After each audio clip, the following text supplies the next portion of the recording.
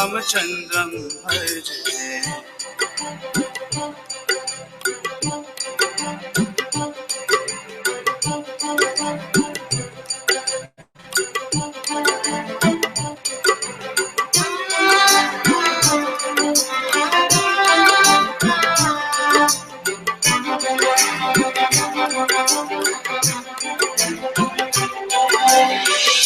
रेणुकारिष्टका इष्टकृद्वेषिः केशिः कंसहृद्वंशिका वादक पूतना गोपक सूरजा खेलनो बाल गोपालक पातु मां सर्वदा। विद्युदोद्योतवत् प्रस्फुरन्वाससं प्रवृद्धं बोधवत् लोलसद्विग्रहम् अच्युतं केशवं रामनारायणं कृष्णदामोदरं वासुदेवं हरि श्रीधरं माधवं गोपिकावल्लभं जानकीनायकं रामचन्द्रं भजे। रामालय शोभितोरस्थलं लोहितं कृद्वयं वारिजाक्षं भजे। कुञ्चिते कुण्डले भ्राजमानाननं रत्नमालिकलसत् कुण्डलं रक्तलोहारकेयूरकं कङ्कणप्रोज्वलं किङ्किणीमण्डलं श्यामलं तं भजे।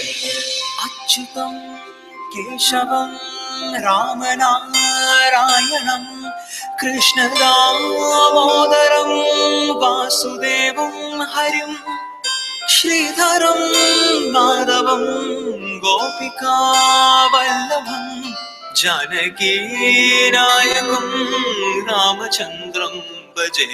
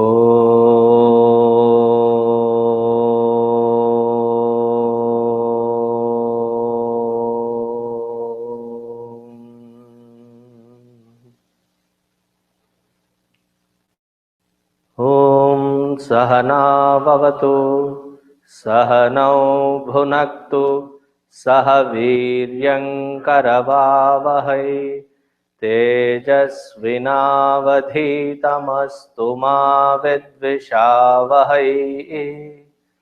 ॐ शान्ति शान्ति शान्तिः।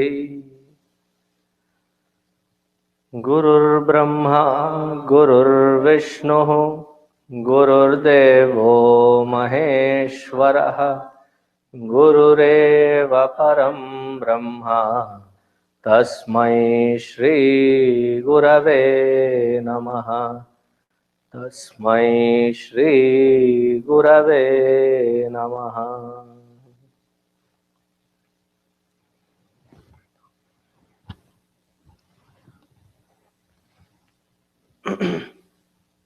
Can one of you turn the fan on? It's there in the corner. Thank you. We are on page number 210.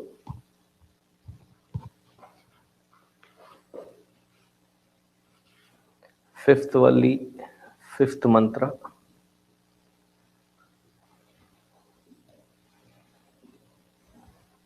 Repeat after me.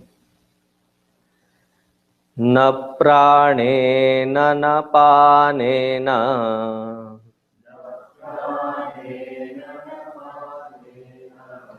मर्त्यो जीवति कश्चन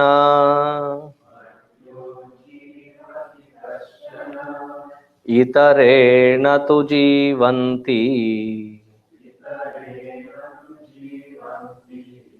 यस्मिन्नेतावुपाश्रितौ.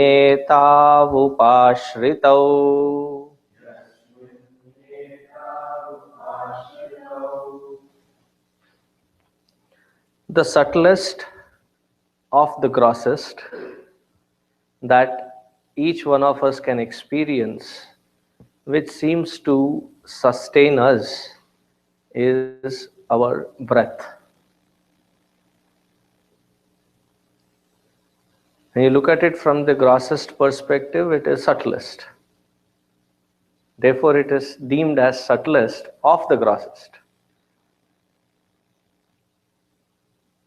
And yes, if we don't breathe, what happens? We suffocate and die. So it should not be instantly concluded that we are sustained by breath. There are masters who have done experiments which have been recorded, which have been documented with the breathing pattern, that they can reach to a level of balance that they can inhale and stop their breath and still continue to be. There is one particular master who had done his experiments with the Kansas University way back in the late 60s, early 70s, because that was the time there was a huge debate about how to decide in a doctor's office, in a hospital, when is it right to announce that somebody is dead. So they said it's pretty easy. We connect the ECG and it shows various wavelengths, and when the certain wavelength alpha is flat, then we announce that they are dead. So he challenged them, and with all the connected wires, he said, give me a cue when I have to stop the alpha. And there are alpha, gamma, and various levels. And with precision, he would stop and start. And there are many masters who have been in the state of meditation, state of complete absorbed meditation, completely withdrawn from the world for more than a couple of days. One such example that comes across is Bhagavan Ramana Maharshi. We all know him. When he left his home, arrived at Tiruvannamalai, he dropped everything and was a roaming monk in those hills around. Having roamed enough, done enough penance in the Virupaksha Guha, he then found a secluded spot in the Shiva temple. Even today when you go, has anybody visited Tiruvannamalai? I have. So when you go to Tiruvannamalai, the temple inside as you take the pradakshina and you come to the other side. So when you come to the other side, there is a Patala Shivalinga. This would be a right time for you all to check your phones if it is to be silenced. It is fine to have your cell phones on, meaning if it goes on, you'll pay fine. And it's over $50. And since this crowd did not know it, I'll let this pass by. But next time I will charge you for it. Okay. So in that Patala Shivalinga, nobody would visit that particular corner. It's like you have to climb up and then take the steps down. Patala means really into like a cave, like a structure. And there he seemed to have sat in meditation for about a month without getting out. He had lost his body consciousness to such a level that worms were sitting in his legs, eating on the muscle on his left leg. So when you watch Ramana Maharshi's rare videos, you would see that he has a limp. Even if you have not seen him walk, the very position, the way he stands in his different photographs, you'll see that there is a certain limp on his left foot, left knee. And it started because of that particular incident wherein he was completely lost. He would have been in that position completely absorbed if not for another Mahatma who chanced to be walking past that temple. It's a huge temple complex. And he found that the energy that he was feeling was much more than the Shiva and his presence. And he said, definitely there is somebody meditating. And it was like calling him to see who it was. And he found this young meditator sitting there who was being ridden with all these worms that were eating on him. So he physically carried him out and nurtured him back to health. And when this was narrated back to Ramana Maharshi that you were nurtured back to health by him, he has no clue that he was nurtured back. He was absorbed in that meditative state, even after being brought out. So there are certain examples. If you read Ramakrishna Paramahamsa's life, he talks about people that go into meditation wherein they can stop their breath in a certain balance. And in that balance, they can completely cut every connection with the outside world and stay in that meditative equipoise for as long that they can will to. So pranena na apanena. It is neither the prana nor the apana, but that because of whose presence that the prana and apana function, at whose behest that these function. Itarena tu jivanti. It is that something other because of whose presence that the prana also moves. That is what we have to focus on. Therefore, when people get into healing processes, especially the process called pranic healing, it's now getting big in, I hear many people talk about. So better than the pranic healing, it would be to reach to a inner state of equipoise through meditation and from there try to heal. Because with the pranic healing, you are still working at the level of pranas, trying to manipulate and energize your pranas so that it can benefit the one that you are trying to heal. But the repercussion of it is that which is being healed definitely feels energized. But if this positive energy is going there, that negative energy is being drawn in. And the one who is doing the pranic healing has to do a lot of other processes to cleanse oneself, without which over a period of time you will be carrying a baggage of negative energy. I advise this even to those who are into massaging. What do you call them? Masseurs. They also, because they are into the physical touch and the energy is being released, the knots are being released, that they have to do the cleansing processes. But when you do it further in the depth of meditation, it does have an impact, but it does not have any repercussions. So that other aspect, because of whose presence the prana and apana function, that is what has to be focused upon, meditated upon. So what is that? He says in the sixth mantra, Hantate idam pravakshyami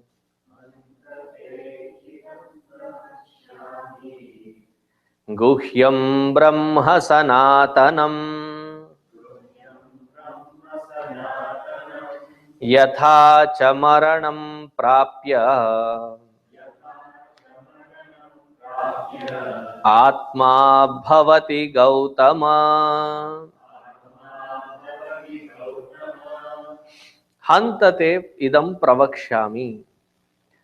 O Gautama, it's a term of endearment. Like in this country, we hear honey, hun. Earlier, I thought it was an endearment between spouses. But one day I was picking up an order, and the lady from the other side of the counter, she addressed me, "Yes, honey." What? And my reaction, "I'm not your honey." Like, it was like a sacrilegious thing for me. And I came back and asked, "Why did this lady call me honey?" And they the similar kind of laugh on their face. Swami, it is a term of endearment. It doesn't mean spouse. I was relieved. So similarly here, Gautama or Hantate idam pravakshami he Gautama in the last word. So what does Gautama mean? A term of endearment indicating Nachiketa that, well, now I will explain to you this secret or this mystical one based or in whose presence the prana apana, the mind and the intellect, the organs of perception and action, all these function in their field. I will now relate to you about that directly. Yathacha maranam prapya atma bhavati Gautama. And what happens after the soul leaves this body? Very clear words. What happens to that Atma, that Jiva, once having left the body? What is its travel? What is its course? Where does it go? So in explaining that, he continues with the seventh mantra. Yoni manye prapadyante sharirattvaya dehinaha sthanumanye anusyanti yatha karma yatha shrutam. So first he says that it is the transmigration of the soul from one form of expression to the other form of expression. The concept of rebirth. In the concept of rebirth, there are in the Shrutam in the scriptures it is mentioned that there are about 8.4 million kinds of species, and each one have a certain predominant pattern of tendency. The jiva, the soul, based on his or her tendencies that have been acquired in this particular life, acquires to these different kinds of bodies. Now, there is no specific example ever given in the scripture, but just so that we understand, I'll give you a couple of examples. If in being born as a human being, we have not lived our life to our fullest potential and be of source of happiness, joy, and service to the people around, if the life is not led in that kind of an ideal condition, but instead if it is led with the involvement of procuring a lot, not having even time to sit and enjoy, procuring various things, whether it is clothes, whether it is music, whether it is DVDs collection, whether it is Amar Chitra Kathas or DC, right? DC Comics, Marvel Comics. Keep collecting and accumulating, but never even have time to sit back and enjoy them, read them. They're just keeping and accumulating. So such accumulative mindset, the pattern, the tendency that has been created, God says human birth is a waste for such person. So instead, what should be done? For such person, a squirrel's life will be given. Once on National Geography, I was watching this very cute and funny video of a squirrel's life. Has anybody seen it? No, no, no. This is on a squirrel documentary. It is one of the cutest things that these squirrels end up doing. And their hunt for food is an eternal thing. They keep hunting for food. And when they find an abundant source of food, they don't sit there and enjoy the food that they are collecting. They have to store it, save it somewhere. So they'll gather it up, find uh, a neat space wherein they can all shove this up and push it and store it. After storing it, maybe about 10-15 days later, they forget where they have stored what they have stored, and again their search begins for new source of food. And once they find it, again they keep storing it. And the cutest or the hilarious part is sometimes they end up digging their own stored space, and they should see the ecstasy in their face. And they call in their friends or that entire bunch of them, 4 5 of them, and they dig into that which they have stored themselves, they've forgotten. They remove all that and again store it in a new place. So this tendency which is developed in a human birth, it is not worthy of the human birth. So that jiva goes into that. Or if in this birth all that particular jiva has done has led a very sedentary, lethargic kind of life. So what? Eat and sleep. What do you call them? Some potato, sloth, couch potato. And these are different names for it. Such mindset. It's a very lethargic kind of life. So for them, in my imagination, for that kind of tendency, they'll go back to being a python, a constrictor kind of a python. So what does it do? It is so lethargic, it would not go to hunt for its food. It would wait for the food to pass by. And once it grabs onto its food, crushes it, and then swallows it, wraps itself up onto a tree or a pole, and it will take about a month and a half for it to digest that entire thing. And all that it is doing is wrapped up to a pole or a post. Maybe it will shift from this pole to the next one close by. It leads a very sedentary life, tamasic life.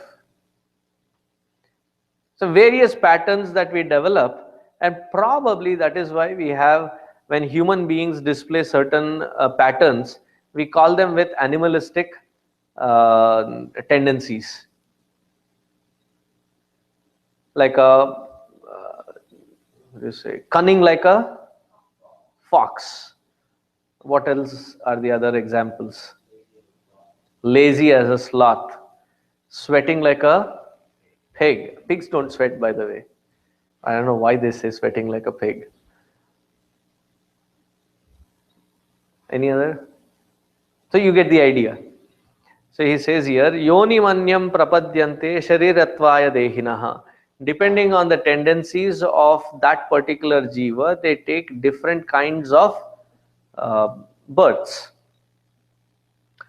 All the way from sthanum, immobile, immovable. Immovable can be taken, interpreted as the trees, plants, shrubs. So there also different expression. There is a jiva, there is a soul living in there.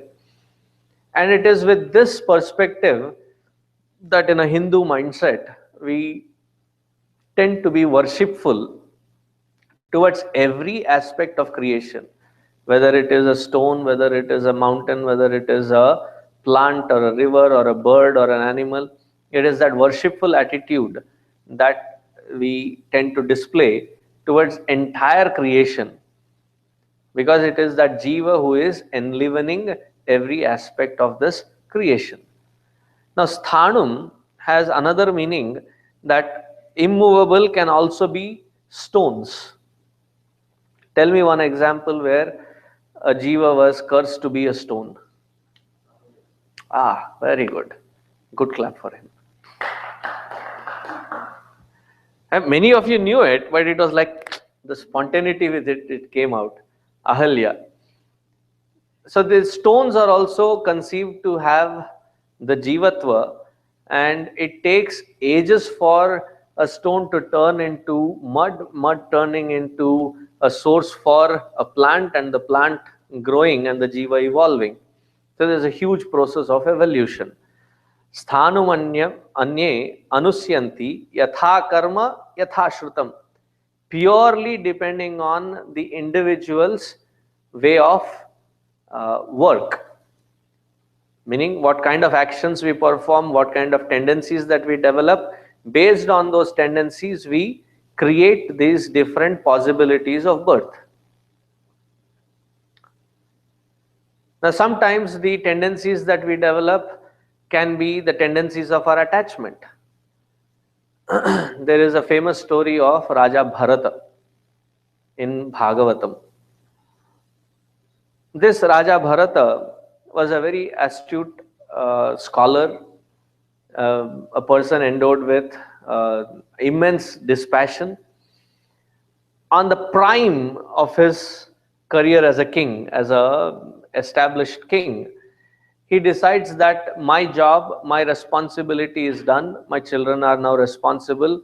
Of them, he conducted a test and chose the best one. It was not the eldest one, but the best one among them was chosen to be the next emperor.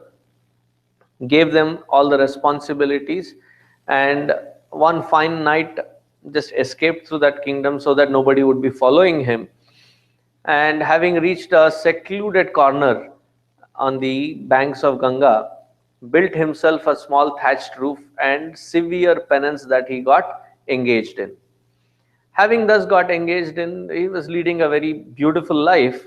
One day, while he was offering oblations on the banks of Ganga, on the other shore, he saw at the other side of the Ganga banks a deer which was drinking water, and this was a pregnant one. A tiger which was hiding behind suddenly attacks this deer, and in that frantic, tense moment, the deer drops the baby into the river and runs for its life. And the tiger follows the deer, and scene cut. The story now proceeds with the baby that is dropped into the river. Bharata is moved, and he jumps into the river, goes, rescues that little deer, and now, compassionate that he was, feeling sorry that he didn't have a mother to feed milk and other things, he would find the cows and milk them and come back, feed this little one, find the tendermost grass, is still a young one, and take care of it. And as it reached to its youth stage, it found another flock of deer and ran away.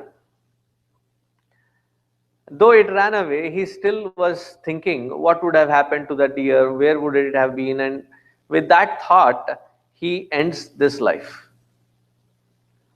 And the next life, it is mentioned that he becomes a deer. Now, many people ask a question to me about pets. Sorry. Because she immediately glanced at him and he immediately turned out to glance at her. There's nothing wrong in having pets, but it is what kind of attachment that it develops, what kind of pattern of tendency that it imprints. Pretty sure what would be the next birth, depending on the attachment. Yes. So, because of his earlier life penance, he just got into that deer's life, but the very next life he was Jada Bharata. And because of his penance, he could remember the penance that he had performed as Bharata and that he was stuck in a deer's body. And now that he was Jada Bharata, pretty young, he decided, I should not get involved or attached with anything in this world. So he would be there in the family, but he would be like somebody who is not mentally developed. He would not interact with anyone, be sitting in a corner in his own world. Finally, the brother who was taking care of him got married, and his wife could not tolerate one empty mouth to keep feeding, kicked him out, and he was wandering all over the place. One day, there was a king being carried on a palanquin in those days, and the palanquin has to be carried with four people at least, and these four people carrying have to sway in little rhythm to carry that palanquin. This Bharata was not, used to such kind of hardships. He was pulled in because one of the persons carrying the palanquin fell sick, and there to be somebody chip in, and they found this healthy looking fellow sitting on the corner of a bridge. So he was pulled into the job and thrust into that job, and he was going in his own sway. As he was going, and the rhythm was being disturbed, and the king inside in that wooden palanquin was being rocked uh, extensively. So he gets angry and kicks this Bharata, Jada Bharata, and then he realizes that there is a sacred thread on his shoulder, feels sorry that he had kicked a Brahmin. He steps out and asks for an apology. And this Jada Bharata says, one body, rupturing or hitting on the other body, it is all matter hitting on or matter rubbing with another aspect of matter. Nothing is really disturbed. And he takes off into complete Vedantic thought and spills out his mind. This king is astonished and he says, how come you know this kind of knowledge? He says, not just that I know of my past lives. You, because of the association in the ashram as a deer at that time, your imprints or tendencies were evolved because of your association with me in that birth, that in this birth you have been born as a king, and I was that Bharata who had saved you. So the story is just reflecting as to what kind of attachments that we develop and where we get caught up. Sthanumanye anusyanti yatha karma yatha shrutam, depending on our karma, how we get caught up in this world.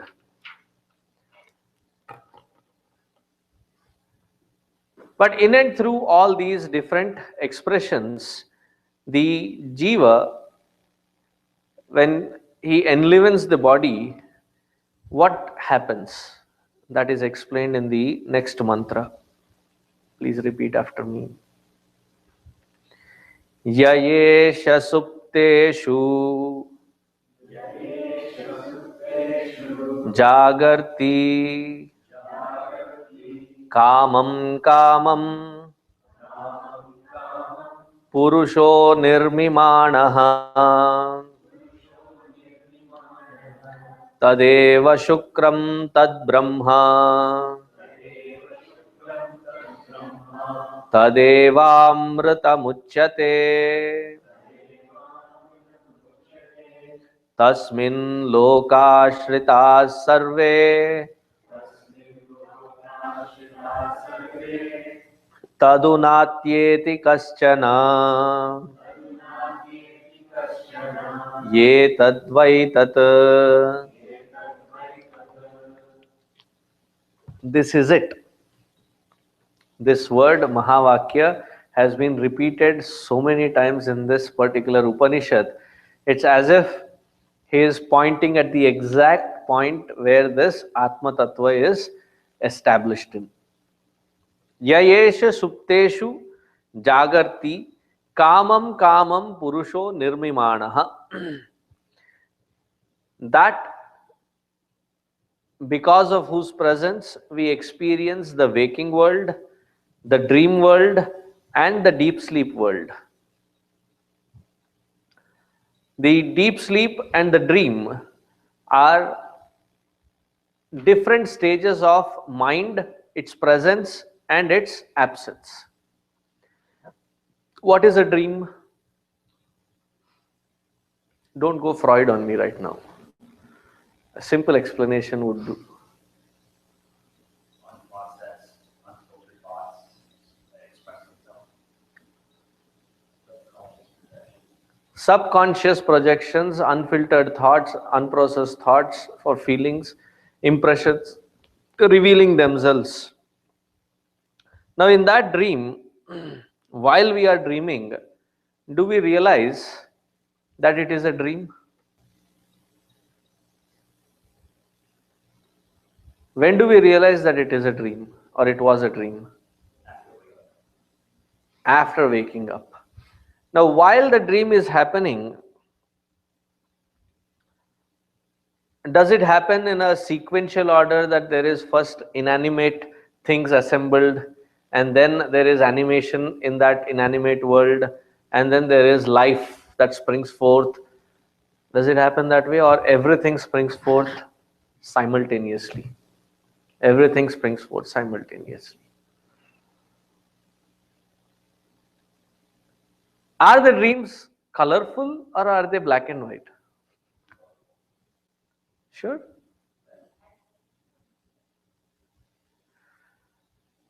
Whatever, whether it is black and white or Eastman color or 4K HD, the world that is created and different things, beings that I'm interacting with, situations that I'm interacting with, isn't it that our mind alone projects them? And the one who is enjoying it is also our own mind. Enjoying it or scared of it is also our own mind.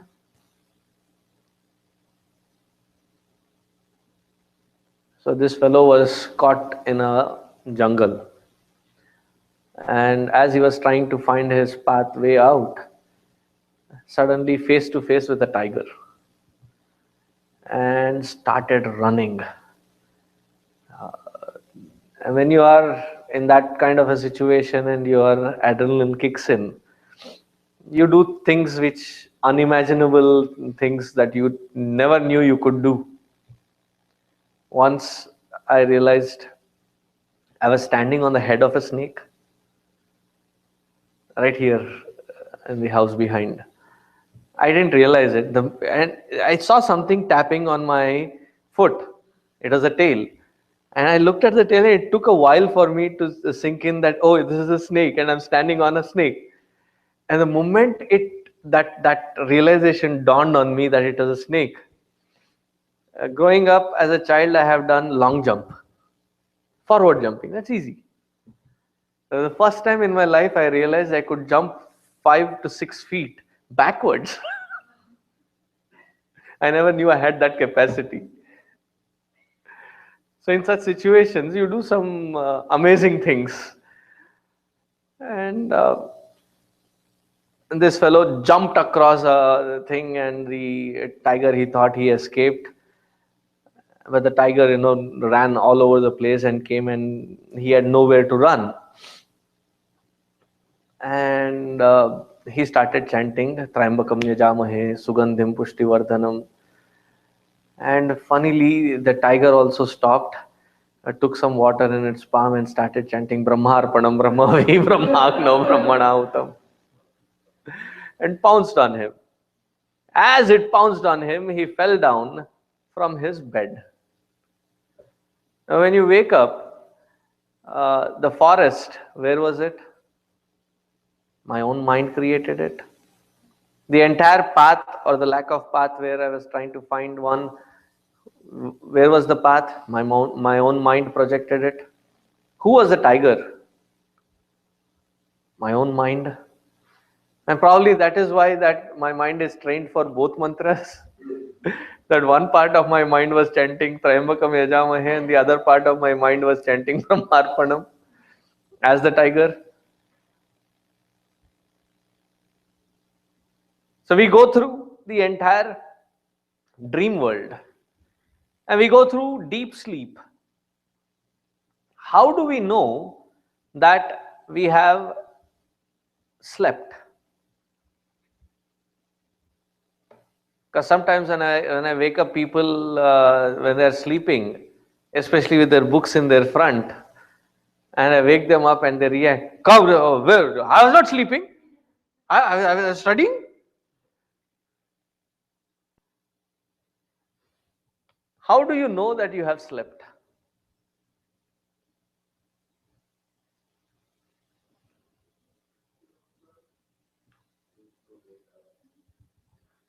There are so many things that we can do to feel that freshness. Uh-huh.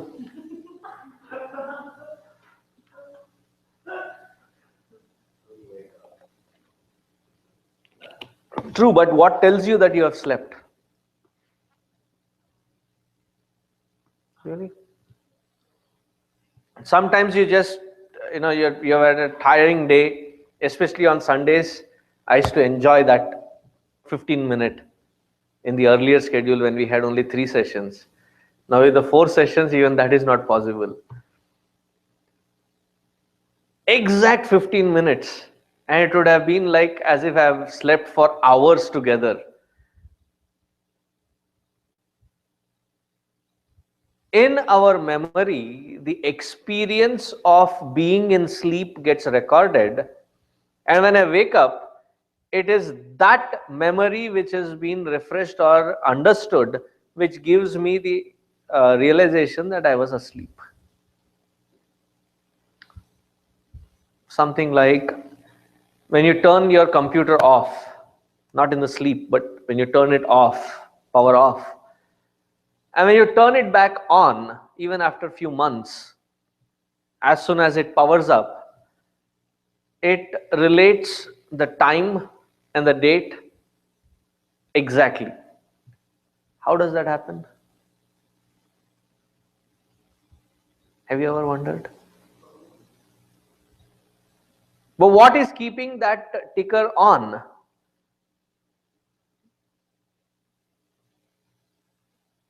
Then you may say, oh Swamiji, it connects to internet and it refreshes and it reflects. What if there is no internet? Still the time is shown. Come on guys, you are computer experts.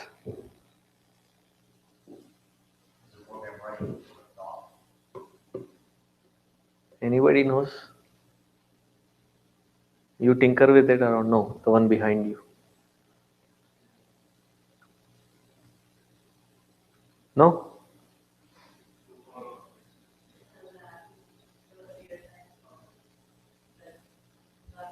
Where is it placed, that real-time clock? It's in the non-erasable part of the memory where this particular real-time clock RTC is running. It's a chip.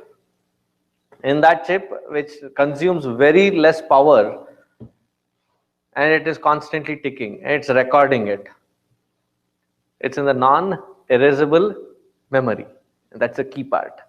Similarly here, when we sleep, whenever we sleep, it gets recorded as a memory, and that memory is cognized to give us the knowledge that I was asleep. So, Esha Supteshu Jagarti, and in the waking world, one experience after the other, one thought after the other, one desire after the other, constantly there is a chain of things happening. There is somebody who is recognizing all these patterns of happening, isn't it? That who is recognizing all these patterns of waking, dream, and deep sleep, tadeva shukram tad brahma, that is called Brahman. It's a very intense sadhana. And that is why Ramana Maharshi, whenever people would go to him with any kind of issue, his first question was in Tamil, he would say, Ni yar. Find out who are you? Are you this body? Are you this mind? Are you even this waker? Who are you? And even more interesting, a story, a very intriguing one, is King Janaka. You know who is King Janaka, right? So King Janaka suddenly wakes up in the middle of night and he seems to be completely confused. He is supposed to be one of the greatest erudite scholars. And in that confusion, he calls in all his ministers. His was the only recognizable kingdom or governance where every minister was a realized master. Can you imagine the intensity of that sabha? Where every single minister there was a realized master. And he gathers them all and he says, I have this weirdness, awkwardness that I'm experiencing, that I was in a dream, and in that dream, I was a beggar who had not had food for 4 days. I was famished. I was dying to find a morsel of food. And suddenly I was thrown out of a place where I was asking for food. And I woke up as King Janaka. So before people could jump in and say, oh, that is just a dream, then wait. My question to you all is this being the king the dream of a beggar, or was that being a beggar a dream of this king? Which one is true? Pretty intense question. This king that I am in front of you having this dialogue, this entire thing, is it a dream of that beggar, or that beggar was the dream of this king? Which one is real? Which almost comes to the point where the movie where different layers of dreams, Inception, when they always carry the, not talisman, totem, not a talisman, totem. When in the end, I don't know whether it was, because it was spinning and spinning. So to know whether it is the waking world or the dream world, once you go into different layers, it becomes confusing. And for this king, it was quite evidently disturbing. Which is real? Is the beggar real or is the king real? So one of his ministers was Ashtavakra, who happened to be his guru also. He says, O king, neither the king is a reality nor the beggar is a reality. That who has cognized the beggar, that who has cognized the kingness, that alone is reality. What is being projected in the waking world or in the dream world, neither of them are the reality. Does it make sense? Tad Shukram, that pure one which cognizes all these experiences. And for cognition, you don't need any movement of thought. Our present day cognition happens because of thought. But there is a cognition which happens without thought, about the thought. It's a simple logic. I'll try to put it in as simple words as possible. Whatever I said just now, did you understand? Do you know that you understood it? Okay. You said you did not understand. Do you know that you did not understand? So the knowing or the not knowing, the understanding or the non-understanding is not the criteria. That which is cognizing the aspect that I know, that which is cognizing the aspect that I don't know, that consciousness is reality. Tadeva shukram tad brahma. That is called amrutatvam uchyate. Amrutatvam, that is called immortality. Knowing and being that. Tasmin lokaha shritaha. All these worlds are finding a refuge, ashrita, in that consciousness. Tadu natyeti kaschana. There is nothing other than that consciousness. Knowing this, being this, etat vaitat. There is nothing beyond which. This is it.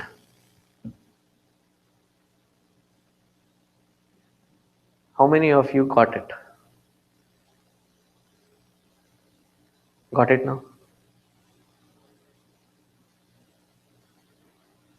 Now the question is, who is claiming that I got it?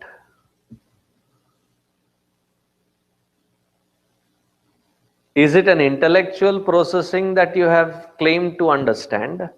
Or is it that because of whose illumination that understanding is happening?